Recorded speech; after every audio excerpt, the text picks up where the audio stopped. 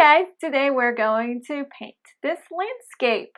This landscape has a lot of warmth in it because I used yellow colors, but then at the same time it's on the cooler side too because you have the blues.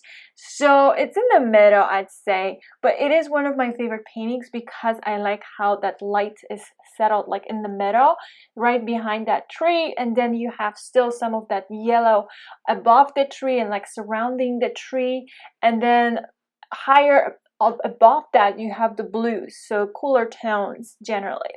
And this is my sketch. That's all it is. It's just the one line for the horizon, and then you have few, I guess, of those smaller lines for the tree. These are the colors I used. Lots of those raw sienna, yellow ochre, right? Because even amber is kind of in this category.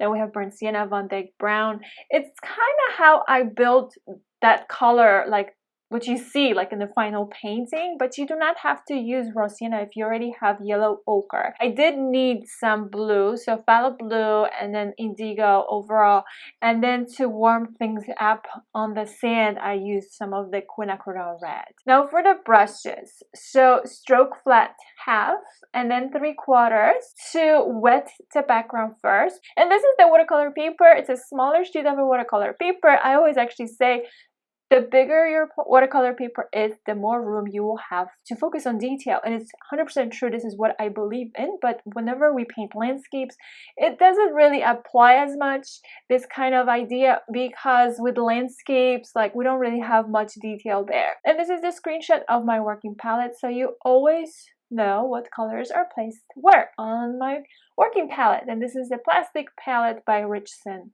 So first thing I'm going to do is wet the background, but just the top half of the paper. If you would like to watch a full video tutorial with voiceover for this painting, please go to Patreon, www.patreon.com/MariaMoorJane. You will find a lot more voiceovers over there, so full video tutorials with a voiceover where I talk through the entire time.